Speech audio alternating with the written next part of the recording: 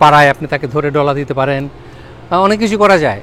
কিন্তু আমেরিকাতে কেউ যদি লোন নিয়ে, সেটা যত টাকাই হোক, আপনাকে লিখিতভাবে লোন নেবে, একেবারে মানে ডকুমেন্ট দিয়ে সাক্ষী প্রমাণ সহ আপনাকে অমুক তারিখে টাকাটা ফেরত দেবো, সব কিছু দিয়ে আপনার কাছে লোন নিল, কিন্তু সেই টাকা যদি সে ফেরত না দেয়, there is nothing you can do.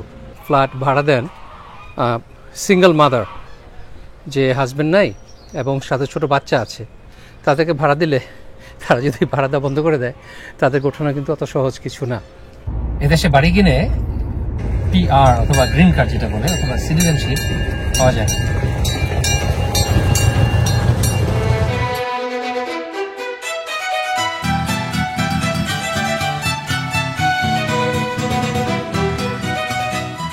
আসসালামু আলাইকুম, আমি মোহাম্মদ আল ফারুক বলছি হিস্টোরিক স্মিথভিল, নিউ জার্সি থেকে।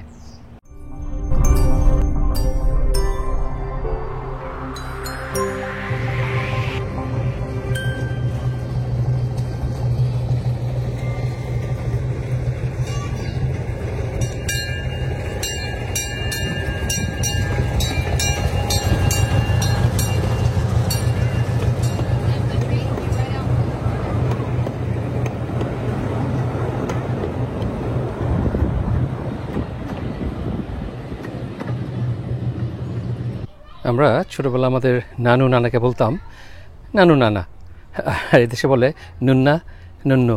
এটা অনেকেই বলে, সবাই বলে না, এক এক, কিন্তু অনেক সাদা আমেরিকান তারা তাদের গ্র্যান্ড প্যারেন্টসকে নুন্না নুন্নু এসব এইভাবে নামে ডাকে।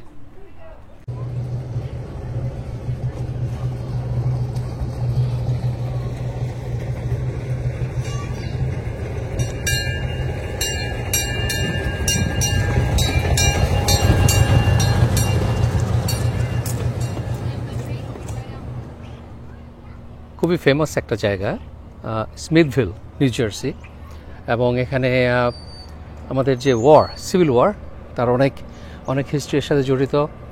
এখন এই জায়গাটা একটা সমস্তটাই একটা ট্যুরিস্ট অ্যাট্রাকশন, হিস্টোরিক স্মিথভিল ভিলেজও বলে অনেকে। আজ এখন বিকেল হয়ে গেছে, কাজে অনেক কিছুই বন্ধ, আর তাছাড়া এখনও সামার অফিসিয়ালি শুরু হয়নি। সামার শুরু হতে এখন আর 1 মাস বাকি, সেই জুন মাসের 21-22 তারিখে সামারে শুরু হবে। কাজেই না, আই ওয়াজ রং, এটা ওপেন, লোকজন ছিল না তাই চলে নাই, এখন চলবে, কয়েকজন উঠেছে এখন। ছোটোবেলার সেই দিনগুলোর কথা কার মনে না আছে? আমাদের বাংলাদেশে ছোটোবেলা এত ফ্যান্সি কিছু ছিল না, কিন্তু তারপরও আমরা অনেক এনজয় করেছি। আমাদের যে ঘোড়ায় চড়ে সেটা আবার হাত দিয়ে ঘুরে দিতে হতো, সেটা কিন্তু আমরা কম এনজয় করিনি। মনে আছে আমাদের সেই গুলিস্তানে এখানে যে একটা পার্ক ছিল, সেই পার্কে এই ধরনের নাগরদোলা ছিল, নাগরদোলা না, এই চরকি বলে কি বলতো মনে নাই, 4টা না 5টা ঘোড়া ছিল, এবং সেটার উপরে বসে থাকলে আমার বাবা আমাদেরকে নিয়ে সেটা ঘোরাতেন, হাত দিয়ে ঘোরাতে হতো, সেটা আমরা অনেক অনেক এনজয় করেছি।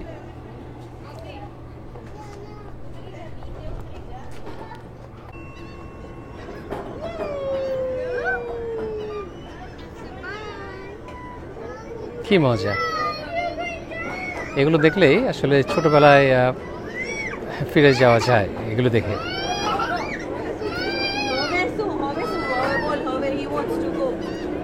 He didn't want to go there, now he wants to go. Now he wants to go, his brother is there.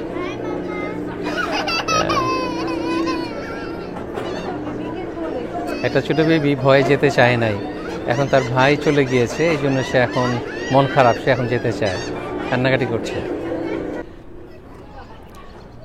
এখানে বিউটিফুল লেক আছে একটা, আর আগে এখানে প্রচুর হাঁস থাকতো, কারণ মানুষ খাবার দিত।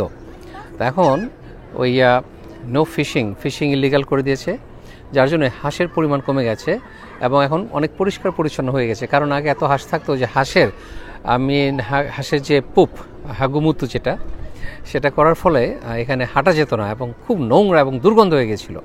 ফাইনালি এখন পরিষ্কার হয়েছে এবং দেখতে অনেক সুন্দর। এখানে অনেক রেস্টুরেন্ট আছে, বিভিন্ন ধরনের রেস্টুরেন্ট আছে, আপনি বাইরে বসে খেতে পারেন।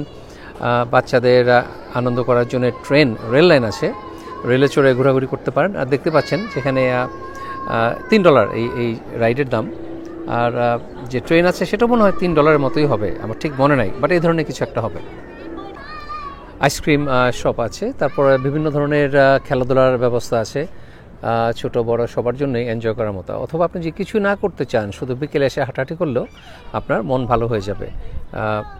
দেখতে পাচ্ছেন অসাধারণ সুন্দর, আর সুন্দর ওয়েদার থাকলে তো কথাই নাই। ফাইনালি প্রায় এক সপ্তাহ পর আজকের ওয়েদার একটু ভালো, একটু গরম পড়েছে আর এনজয়েবল, খুব এনজয় করছি, উইন্ডি না। আর আমাদের সাউথ জার্সিতে একটা প্রবলেম হলো যে আগে বলেছি একবার অন্য ভিডিওতে, যে আমাদের এলাকার নাম হলো অ্যাপসিকান। যে অ্যাপসিকান মানে হলো রেড ইন্ডিয়ান ভাষায় এটা হলো পোকার রাজত্ব। আমাদের এখানে এত পোকা মাকড়, আমি অলরেডি এখানে দাঁড়াতে পারছি না, কারণ এত বেশি ছোট ছোট পোকা, যেগুলো ন্যাট, এটা মাছির চাইতেও জঘন্য, কামড় দিলে ভীষণ কাজ চুলকায় এবং আপনার সেটা আমাকে অলরেডি অ্যাটাক করে ফেলেছে। কাজেই আপনি ঠান্ডায় মরে যাবেন ঠান্ডার জন্যে, আর গরমে পোকার জন্য মরে যাবেন। এনজয় করা ডিফিকাল্ট। আজ সারাদিন কী করলাম? সারাদিন যেহেতু অনেক দিন পর সুন্দর ঝকঝকে সুন্দর একটা দিন পেয়েছি, অনেক ছবি তুলেছি সারাদিন। আর আমার শাটারস্টকে কিন্তু একটা আমার শাটারস্টকে একটা অ্যাকাউন্ট আছে, আমি আগেও বলেছি, এবং সেখানে আমার ছবি বিক্রি হয়। আলহামদুলিল্লাহ অনেক ছবি বিক্রি হয় এবং খুবই স্যাটিসফাইং। যখন আমরা তো সবাই ছবি তুলি, সবার কাছে ফোন আছে, ফোন দিয়ে ছবি তুলি, ক্যামেরা আছে আজকাল, যে কেউ ছবি তুলতে পারে, সবাই আমরা ফটোগ্রাফার। কিন্তু আপনার ছবি যদি কেউ পয়সা দিয়ে কিনে নেয়, সেটা কিন্তু খুবই স্যাটিসফাইং। সেটা কত টাকায় বিক্রি হলো তার চাইতে বড় কথা হলো যে আপনার ছবি কেউ শুধু যে দেখে খুশি হচ্ছে তাই না, পয়সা দিয়ে কিনে নিয়েছে। দ্যাটস ভেরি ভেরি, এটা একটা মানে একটা রীতিমতো সার্টিফিকেশন, অথবা যে আপনার কি বলে পুরস্কার দেওয়া, যে আপনাকে আপনার ছবিটা তো ভালো হয়েছে যে তারা কেউ কিনে নিয়েছে। আর আমার ছবি আসলে বেশিরভাগ আমি চেষ্টা করি তুলতে যেগুলো ডকুমেন্টারি টাইপ। আপনার মানুষ সাধারণত কিনে নেয় যারা আর্টিকেল লিখবে অথবা বই ছাপাবে, খবরের কাগজে ইউজ করবে, এইসব কারণে বেশিরভাগ মানুষ ইউজ করে। অনেকে আবার অনেক ছবি আছে কিনে নেয় যেগুলো প্রিন্ট করে বাসায় ছাপিয়ে রাখে ফ্রেম করে। তো এটা এত ভালো লাগে যখন থেকে একটা ছবি বিক্রি হয়েছে। Wow, I mean that's very very satisfying. খুব মজার একটা সাবজেক্ট নিয়ে কথা বলি, স্কোয়াটার ল। কয়েকদিন আগে নিউ ইয়র্কে এটা নিয়ে বেশ হইচই হয়েছে, এখনও হচ্ছে। তো সেটা আসলে কি? আমেরিকাতে এবং ইউরোপের বিভিন্ন কান্ট্রিতে আপনার যদি বাসা, বাড়ি অথবা ল্যান্ড খালি পড়ে থাকে, ধরেন আপনি বাংলাদেশে ভ্যাকেশনে গিয়েছেন, অথবা আপনি আরেক জায়গায় আপনার বাড়ি আছে, এই বাসায় আপনি কয়েকদিন থাকলেন না।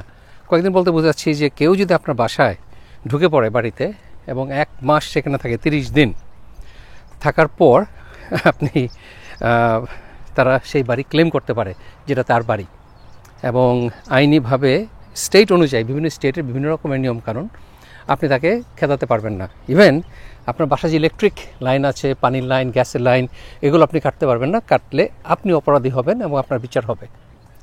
তো এখন এটা শুনে মনে হতে পারে যে এটা আবার কেমন আইন? হ্যাঁ, এটাই আইন। ইভেন কেউ যদি আপনার বাসায় বাড়িতে ঢুকে হয়তো 15 দিন থাকলো, তারপর ক্লেম করলো যে সে এখানে 1 মাস 30 দিন ধরে আছে, আপনার যদি কোনো প্রমাণ না থাকে যে সেখানে 30 দিন আগে আসে নাই, তাহলে আপনি এই বাড়ি হারাবেন। তো আগে বলেছি ইউরোপে তো এরকম আইন আছে, এটা বলে স্কোয়াটার্স ল, এবং যে থাকবে এটা তারই প্রপার্টি হয়ে যাবে। এখন তাকে আপনার লিগালি এই বাসাতে উঠাতে আপনার বছর লেগে যেতে পারে, 10 বছর লেগে যেতে পারে। তো এগুলো অনেক কমপ্লিকেটেড আইন, আমি ডিটেলসে গেলাম না, শুধু আপনাদেরকে সিম্পলভাবে বললাম যে কি নিয়ম আমেরিকাতে এবং ইউরোপের বিভিন্ন দেশে। এই ডাকগুলো কি আরাম করে ঘুরে বেড়ায় এখানে। আমেরিকাতে বাড়ি ভাড়ার ব্যাপারে আপনাকে ভীষণ কেয়ারফুল হতে হবে। এখন সব স্টেটে, সব সিটিতে যে একই আইন প্রযোজ্য হবে এটা আমি বলছি না, কাজে এটা আপনার জেনে নিতে হবে যে কোথায় কী আইন অথবা কীরকম নিয়মকানুন। বিশেষ করে আপনি যদি আপনার বাড়ি অথবা ফ্ল্যাট ভাড়া দেন সিঙ্গেল মাদার, যে হাজব্যান্ড নাই এবং সাথে ছোট বাচ্চা আছে, তাদেরকে ভাড়া দিলে তারা যদি ভাড়া দেওয়া বন্ধ করে দেয়, তাদেরকে ওঠানো কিন্তু অত সহজ কিছু না। তাদেরকে ওঠাতে কয়েক বছর লেগে যেতে পারে, এটা ভীষণ ডিফিকাল্ট। আর কাজেই আপনার বাড়ির মালিক হলে এটা নিয়ে চিন্তা ভাবনা করে বাড়ি ভাড়া দিতে হবে। আমাকে ক্লিভল্যান্ড ওহাইও থেকে এক বোন লিখেছেন যে বাড়ি কীভাবে কিনতে হয়, তার ডিটেলস কীভাবে লোন পেতে হয়, কী নিয়মকানুন সব জানাতে। তো আমিও ভাই আপনাকে উত্তর দিয়েছি অলরেডি কমেন্টে, তাও সবাইকে জানিয়ে দিচ্ছি যারা যারা ইন্টারেস্টেড, যে এখানে বাড়ি কেনাটা একদিকে খুবই সহজ, আপনার যদি ভালো চাকরি থাকে, আপনার সোর্স অফ ইনকাম, আপনি কোথায় টাকাটা এসছে সেটা যদি সব ডিটেলস সব ডকুমেন্টেড থাকে তাহলে কোনো সমস্যা নাই। কিন্তু যদি সেই ডকুমেন্টেশন না থাকে তাহলে একটু কঠিন বাড়ি কেনা। আর এখানে যে কেউ বাড়ি কিনতে পারে, তবে আপনার যদি লিগাল রেসিডেন্সি না থাকে, আপনি যদি ট্যুরিস্ট হয়ে ট্যুরিস্ট ভিসা এসে অথবা আপনি বাংলাদেশে আছেন সেখান থেকেও আপনি বাড়ি কিনতে পারবেন, কিন্তু কেনার পর আপনি আর এটা বিক্রি করতে পারবেন না। বিক্রি করতে হলে আপনার লিগাল রেসিডেন্সি থাকতে হবে, অথবা কেউ লিগাল এমন কাউকে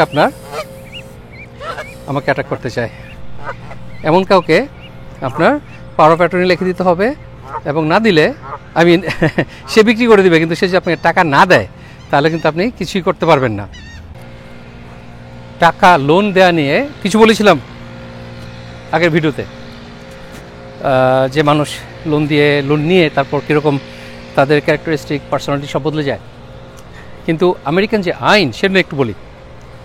আপনি বাংলাদেশে টাকা ধার দেনা করলে অথবা লোন দিলে, আপনি ব্যাংক থেকে যে লোন নেন, ব্যাংক আপনার বিরুদ্ধে আইনগত ব্যবস্থা নিতে পারে, অথবা আপনার পাড়ায় আপনি তাকে ধরে ডলা দিতে পারেন, অনেক কিছু করা যায়। কিন্তু আমেরিকাতে কেউ যদি লোন নিয়ে সে যত টাকাই হোক আপনাকে লিখিতভাবে লোন নেবে, একেবারে ডকুমেন্ট দিয়ে সাক্ষী প্রমাণ সহ আপনাকে অমুক তারিখে টাকাটা ফেরত দেব সব কিছু দিয়ে আপনার কাছে লোন নিল, কিন্তু সেই টাকা যদি সে ফেরত না দেয়, there is nothing you can do. আপনি কোর্টে যেতে পারেন, কোর্টে জাজ হবে, রায় হবে আপনার পক্ষে যে হ্যাঁ তার টাকা ফেরত দিয়ে দাও, কিন্তু সেই লোক বলবে যে হ্যাঁ দিয়ে দিব, কিন্তু কবে দিবে? ধরেন 10,000 টাকা লোন নিয়েছে, আজকে 50, 1 মাস পরে 50, তারপর 20 টাকা, এভাবে দিবে। আপনি কিছুই করতে পারবেন না। আপনি কতবার কোর্টে যাবেন তাকে নিয়ে? আর এখানে এই টাকা না দেওয়ার জন্য কখনো কারো জেল জরিমানা কিছুই হয় না। তো কাজেই বিশেষ করে আমেরিকাতে টাকা লোন দেওয়ার আগে যেটা বলেছি আগেই, যে আপনি তখনই দিবেন যখন এই টাকাটা ফেরত না পেলে আপনার কোনো সমস্যা হবে না। আর না হলে আপনি টাকা দিয়ে ভাববেন যে 2 মাসের কথা বলে 2 মাস পরে ফেরত দেবে, এবং তারপর আপনি সেই টাকা দিয়ে কিছু করবেন, সে আসার ঘুরে পালি। সেটা সে যদি দিতে না পারে আপনি কী করবেন? সম্পর্ক তো নষ্ট হবেই, আপনার টাকাটা আসলে সময় মতো পাবেন না। তো যেটা বলছিলাম, আমেরিকাতে এটা একেবারে আপনি কিছুই করতে পারবেন না, জোরাজোরি ফোর্স করতে পারবেন না, ধমকি হুমকি দামকি কিছুই করতে পারবেন না। সে যদি খুশি হয়ে না দেয় আপনি কিছুই করতে পারবেন না। এটা হলো আমেরিকান আইন। এখন আজকাল বাংলাদেশেও আইনটা অনেক কিছু চেঞ্জ হয়ে যাচ্ছে। ভুল মানুষকে ডলা দিলে আপনার প্রবলেম হবে। তো আমেরিকাতে যারা নতুন আসেন তাদের এইসব ব্যাপারগুলো খেয়াল রাখতে হবে যে কাউকে কোনোভাবেই টাকা লোন দেওয়া যাবে না। যদি দেন সেটাকে আল্লাহর রাস্তায় দিয়ে দিতে হবে, আর না হলে তার উপর ভরসা করে থাকতে হবে। যদি দেয় দিল, নাহলে নাই, নাথিং ইউ ক্যান ডু। এটা হলো আমেরিকান আইন। আর বাড়ি ভাড়ার ব্যাপারটাও বললাম। আর স্কোয়াটিং আইন, যেটা বাড়ি খালি রাখতে পারবেন না, খালি রাখলে কেউ যদি এসে দখল নেয় সেটা তার হয়ে যাবে 30 দিন সে যদি থাকতে পারে সেখানে। এখন আরেকটা গল্প বলি, আমার চশমার গল্প।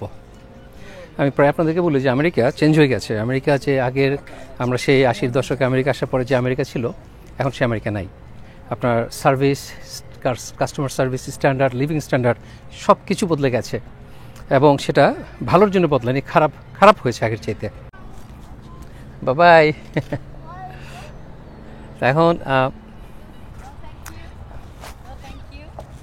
এখন আমার যে কথা বলছিলাম যে চশমার ব্যাপারটা, আমার চশমা বাংলাদেশ থাকতে ভেঙে গিয়েছিল। ওকলির চশমা, এটা একটা $1100 দাম, ফ্রেম, গ্লাসেস সব মিলেমিশে। তা এখন সেই এত দামের চশমা ভেঙে গেলে মন খারাপ হবেই সবার। তো আমার ব্যাকআপ একটা চশমা ছিল, প্রায় 3-4 বছর পুরনো প্রেসক্রিপশন, কাজে সেটাতে ভালো দেখা যায় না, পরিষ্কার দেখা যায় না। আমি ঢাকায় চাইলাম একটা চশমা বানাতে, কিন্তু দেখলাম যে ফ্রেমগুলো 10,000 টাকা চায়, 12,000 টাকা চায়, এগুলি সবই বিভিন্ন নামি দামি কোম্পানি, কিন্তু 2 নাম্বার।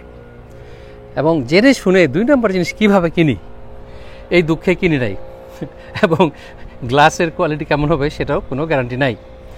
আর এখন পরে এই 4 বছরের পুরনো প্রেসক্রিপশন, যেটার পাওয়ার ঠিক নাই, সেটা দিয়েই গত 3 মাস চালিয়ে দিলাম। এখন আমি আসার পরপরই, আমি এসেছি এখানে এপ্রিলের 1 তারিখে, আমি 2 তারিখে ডাক্তারের কাছে যেয়ে নতুন প্রেসক্রিপশন নিয়েছি, এবং নেওয়ার পর নতুন চশমা অর্ডার দিলাম, এবং সেটা প্রায় $1,000 উপরে লাগলো, এবং সেটা দেওয়ার কথা ছিল 7 দিন পরে দিবে। আজ কয় তারিখ? 8 তারিখ, এপ্রিল 1 তারিখ, আসলে আজকে মে মাসের 8 তারিখ। সে মে মাসের 8 তারিখ 1 মাসেরও বেশি হয়ে গেছে। কয়েকদিন পরপরই কল দেয়, বলে যে সরি এটা লাগবে আরও 1 সপ্তাহ, এটা লাগবে আরও 1 সপ্তাহ, এভাবে করে করে 5 সপ্তাহ বেশি হয়ে গেছে, এখন আমার চশমা রেডি হয়নি। আজ বিকেলে কল দিয়ে জানলাম যে রেডি হয়েছে। এখন এটা যদি আরও আগে হতো, সেই আমি বলছি 1990, 1990 অথবা 95-এর দিকে হতো, তাহলে কিন্তু ওরা আমাকে চশমাটা ফ্রি দিয়ে দিত। যে এত দিন দেরি করেছে তারা তাদের প্রমিস রাখতে পারে নাই, ফ্রি না দিলেও আমাকে খুব ভালো একটা ডিসকাউন্ট দিত। এখন কিছুই দেয় না। তো এই ব্যাপারে আমি আমার শ্বশুরে দেওয়া ঘড়ি নিয়ে একটা গল্প বলি।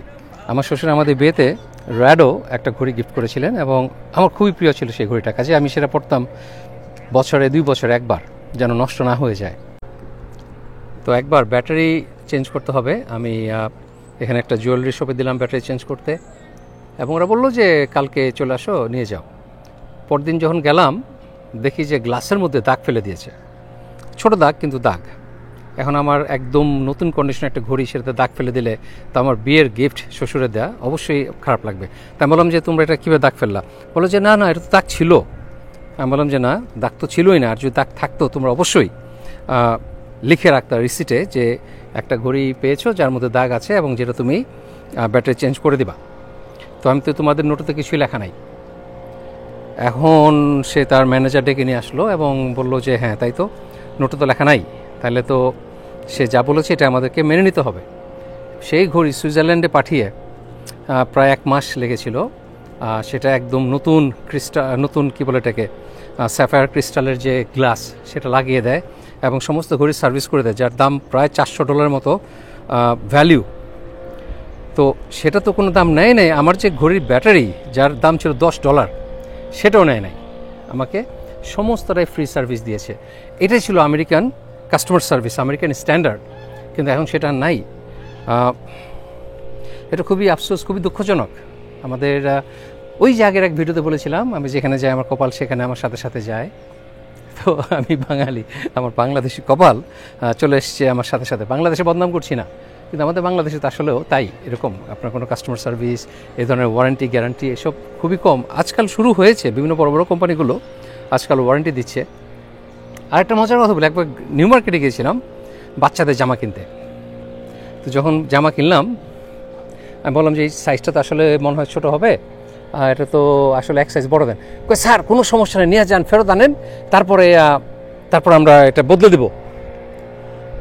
তো ঠিক আছে, এখন এতবার এইভাবে বললো যে আরে শিওর কোনো সমস্যা হবে না তো? না স্যার কোনো সমস্যা নেই, আপনি আসবেন সাথে সাথে বদলাই দেবো, আমাদের বড় সাইজ আছে, আপনি আসলেই আমরা এনে দেবো।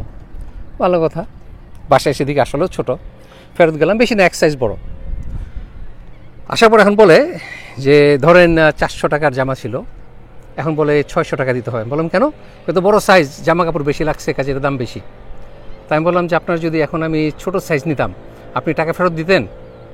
বলো না। তাই আমি তাহলে আপনার তো জামা কাপড় কম লেগেছে সেটা বানাতে, তাহলে আপনি সেটা ফেরত দিবেন না, কিন্তু একটু বড় হওয়ার জন্য এখন আপনি বেশি দাম নেবেন, কারণ জামা বেশি লেগেছে, এটা তো অন্যায় হয়ে গেল।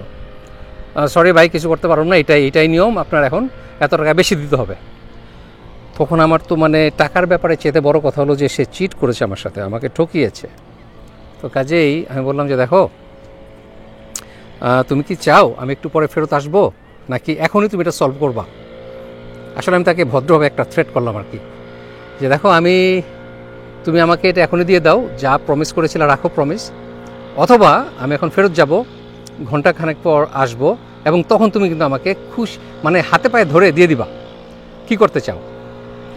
লোকটা কতক্ষণ চিন্তা ভাবনা করে তারপর আমাকে তার যে প্রমিস করেছিল সেই প্রমিস রেখেছে এবং আমাকে সেই জামা যেই দামে কিনেছিলাম সেই দামেই আরেক সাইজ বড় দিয়ে দিয়েছে। এখন কথায় বলে না যে সোজা আঙ্গুলে ঘি ওঠে না, সেরকম একটা সিচুয়েশন হয়েছিল আর কি। কিন্তু আমেরিকাতে আমার এই ধরনের সিচুয়েশন ফেস করতে হয় নাই। সাধারণত ওরা মুখে যা বলে সেটাই অনার করে, কিন্তু আজকাল সে সময় বদলে গেছে, এমনভাবে বদলে গেছে যে এখন মনে হয় আমেরিকার সেই সুখ আর নাই। সব জায়গাতেই এমন হয়ে গেছে, প্রতিটা সেক্টর, হেলথ সেক্টর বলেন, রেস্টুরেন্ট বলেন, যেখানেই বলেন। আরে কিছুদিন আগে আমি একটা ইন্ডিয়ান রেস্টুরেন্টে গিয়েছি, আমাদের লোকাল ইন্ডিয়ান রেস্টুরেন্ট, তো নাম বলছি না। তো সেখানে যাওয়ার পর মেনুতে দেখলাম এক কাপ চায়ের দাম $2 অথবা একটা খাবারের দাম $20। তো আমরা সেই মেনু দেখে দেখে অর্ডার দিলাম। অর্ডার দেওয়ার পর আমাদের যে অর্ডার ছিল, আমরা 3 জন ছিলাম, আমাদের টোটাল বিল আসার কথা $70-75। পরে দেখি প্রায় $150 বিল আসছে। তো আমি বললাম, এটা ওইটাকে বললাম, এটা কীভাবে সম্ভব, $150 বিল কীভাবে আসলো? আমি মেনু দেখালাম যে কই, মেনুতে লেখা আছে $20 করে, তো 3টা আইটেম $60 প্লাস 2-1 কাপ চা খেয়েছি, কত $70-75 হবে, 150 কীভাবে হয়? বলে যে নো নো নো, সে সেটা মনে নতুন আসছে ভারত থেকে, no no no no, this is the price, you have to pay. আমি বললাম যে না, I don't have to pay, okay brother, this is not Bombay or this is not Kolkata. Over here you just don't force anybody for money. জোর করে তুমি আমার কাছে টাকা নিতে পারবা না। তাই আমি বললাম যে এটা অন্যায় এবং আমি দিব না, তোমার ম্যানেজারকে ডাকো। ম্যানেজার আসলো, এসে বললো যে আসলে আমাদের তো মেনু চেঞ্জ হয়ে গেছে, তো মেনুতে যা দাম সেটা আমরা এখন আর চার্জ করি না, তো আমাদের দাম বেড়ে গেছে, প্রায় দ্বিগুণ হয়ে গেছে। ওটা তো দরজায় ঢোকার সময় একটা স্টিকার আছে, সেখানে লেখা আছে, সেটা ওই টেলিফোনে স্ক্যান করে নিলেই নতুন মেনু পাওয়া যায়। আমি বললাম এত কিছু তো আমি বুঝি না, তোমাদের ওই সাইনও আমি দেখি নাই, আর তোমাদের ওয়েটার, তার তো দায়িত্ব ছিল আমাকে বলা, বুঝিয়ে বলা যে this menu price is not the same, এটা চেঞ্জ হয়ে গেছে এবং নতুন মেনু প্রাইস অনুযায়ী আপনাকে পে করতে হবে। এবং আমাকে সে বললেই পারতো যে আপনার এখানে ফোনে স্ক্যান করে তারপরে মেনুটা ডাউনলোড করে আপনার দেখতে হবে যে এটার দাম কত। বললাম যে এটা তোমাদের ফেলিওর, কাজে আমি খেয়েছি মেনুর দাম অনুযায়ী, আমি সেটাই পে করব, এর বেশি 1 পয়সা আমি পে করতে পারবো না। তো মন চায় পুলিশ ডাকো, যাকে মন চায় তাকে ডাকো, আমি কোনো পয়সা দেবো না। তখন ম্যানেজারটা কিছুক্ষণ করে বললো যে আসলে ওয়েটারের দোষ, সে তো তার দায়িত্ব ছিল এটা বলা। আমি কই সে তার দায়িত্ব ফেল করেছে, এর জন্য তো আমি রেসপন্সিবল হতে পারি না, এটা তার দায়িত্ব, তার ভুল, সে এটা, এবং আপনি ম্যানেজার হিসেবে সেটা হ্যান্ডেল করবেন। আমি তো 1 পয়সা বেশি দেবো না, কারণ আমি যেটা জেনে খেয়েছি আমি সেই দামই দেবো, এর বাইরে আমি দেবো না। পরে সেই দামই নিয়ে এসেছে আমার কাছ থেকে। এই যে ব্যাপারটা মারামারি ঝগড়াঝাটি ছাড়াই সলভ হয়ে গেল। যদিও আগে এটাও বলতে হতো না, সাথে সাথেই সলভ হয়ে যেত, ম্যানেজারকে ডাকার প্রয়োজন ছিল না, কিন্তু এখন হয়, এখন আর্গুমেন্টে যেতে হয়। অনেক সময় মানুষ ঝগড়াঝাটি না করে, বিশেষ করে আমেরিকান যারা বয়স্ক যারা আছে, সিনিয়র সিটিজেন আমেরিকান, তারা কিন্তু এসব ঝগড়াঝাটিতে যায় না, তারা চুপচাপ পে করে দেয়। হয়তো আর কোনো দিন সেই রেস্টুরেন্টে ফেরত যাবে না, কিন্তু পে করে দেয়, ঝামেলা করে না। তো আমাদের সময় অনেক বদলে গেছে। আর এবার খুব কষ্ট নিয়ে বলছি যে ডোনাল্ড ট্রাম্প যদি রান করতে পারে, সে এবার প্রেসিডেন্ট হবে, এবং কারণ জো বাইডেন পাশ করার প্রশ্নই ওঠে না, সে জিতবে না, এই ভোটে হারবে।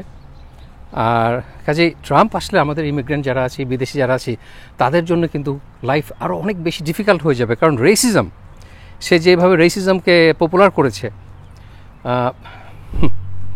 আমাদের জন্য এটা খুবই ডিফিকাল্ট হবে। বাট দেখা যাক কী হয়। আমি আশা করব আমি যা বললাম এটা সত্যি হবে না, এবং এটা মিথ্যা হবে, এবং এটা বাস্তবায়িত হবে না। কোনো একটা কি মিরাকলে এটা আমাদের জন্যে সহজ হয়ে যাবে, আই হোপ। দেখা যাক কী হয়, আমরা আশা করব ভালো কিছুর জন্যে, বাকিটা আল্লাহর ইচ্ছা। এখন লোকজন দেখতে পাচ্ছেন না কেন? এখানে কিন্তু লোকজন, আপনি সেই আমেরিকার 42nd স্ট্রিটে গেলে, টাইমস স্কোয়ারে গেলে যে লোকজন দেখবেন, এরকম লোকজন কিন্তু বেশিরভাগ জায়গায় দেখা যায় না। এটা একটা ট্যুরিস্ট স্পট, এখানে প্রচুর ট্যুরিস্টরা আসে, তারা প্রচুর বলতে হয়তো 10 জন, সেটাই এখানে প্রচুর। মানে দেশের মতো ওইরকম একেবারে দলে দলে লোকজন আসা যাওয়া করে না। আর তবে আমাদের যে আটলান্টিক্সের বোর্ডওয়াক আছে, সেখানে গেলে আপনি লোক দেখবেন সামারে। এখন আমি যদি বোর্ডওয়াকে যাই, দেখা যাবে সারা বোর্ডওয়াক একদম খালি, কারণ অফিসিয়ালি সামার এখনও শুরু হয়নি, বাচ্চাদের স্কুল কলেজ বন্ধ হয়নি, কাজেই এখনও সেরকম ভিড় শুরু হয়নি। অনেক ঘোরাঘুরি করলাম, অনেক মজার ছবি তুলেছি, আমার কাছে অনেক সুন্দর মনে হয়েছে ছবি তুলেছি। আপনারা দেখবেন, দেখে আপনারা বলবেন কেমন হয়েছে। যাই হোক, এখন যাবো আমার চশমা পিক আপ করতে। এখনও পিক আপ করিনি, এখনও পুরনো চশমা পরে ঘুরে বেড়াচ্ছি। আমার সেই একই চশমা অর্ডার দিয়েছি, সেম ফ্রেম, যে গ্লাসটা ডার্ক হয়ে যায় রোদের সাথে, সেটা অনেক মিস করেছি এতদিন। তা আজ সন্ধ্যায় যে পিক আপ করে আনবো। আর এই তো, ভালো থাকবেন সবাই, ধন্যবাদ সাথে থাকার জন্য। ইনশাআল্লাহ দেখা হবে নেক্সট ভিডিওতে। আল্লাহ হাফেজ।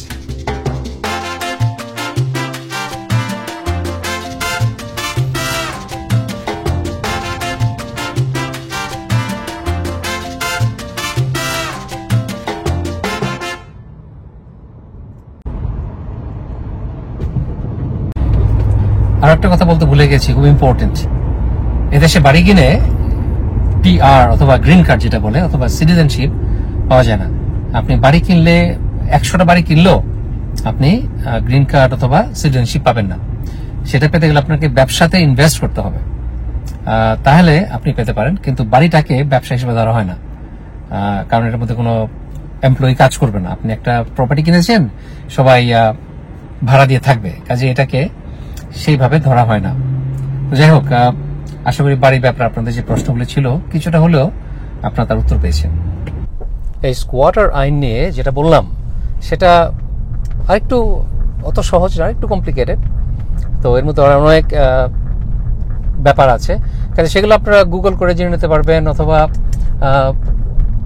কারণ কেউ যদি স্কোয়াট করতে চায় আপনার বাসায়, তাহলে তো তার বাড়িতে ঢুকতে হবে, তখন তাকে ট্রেসপাসিং আইনে আবার অ্যারেস্ট করা যেতে পারে।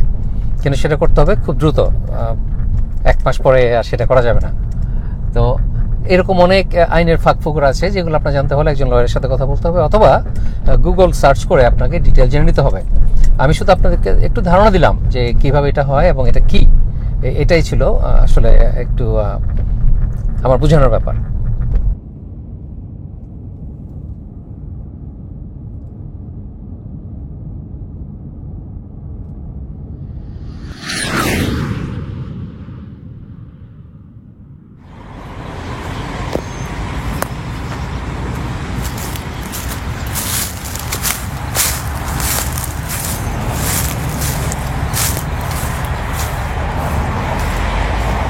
এক পাল হরিণ,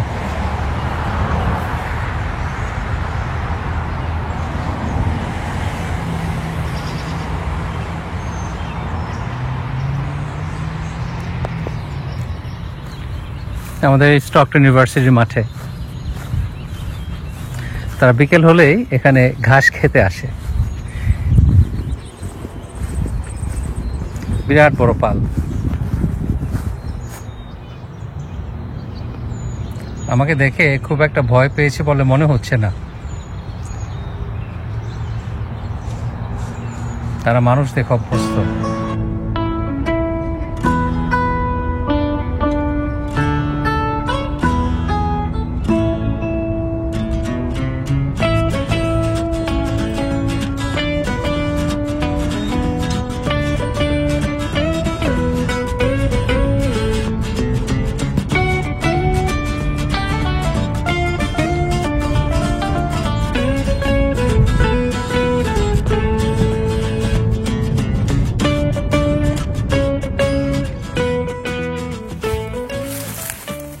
এটা খুব এক্সোটিক একটা অর্কিড, লেডিস স্লিপার। এটা নিউ জার্সির বনে হয়। এই যে এখন এই সিজনে, আজ মে মাসের 13 তারিখ, এখন এই ফুলগুলো ফুটে। তো আপনাকে কষ্ট করে খুঁজে বের করতে হবে, কারণ এগুলো সব সময় সব জায়গায় পাওয়া যায় না। আর এটা অলমোস্ট এক্সটিংক্ট হয়ে গেছিল, endangered, but now they are doing fine.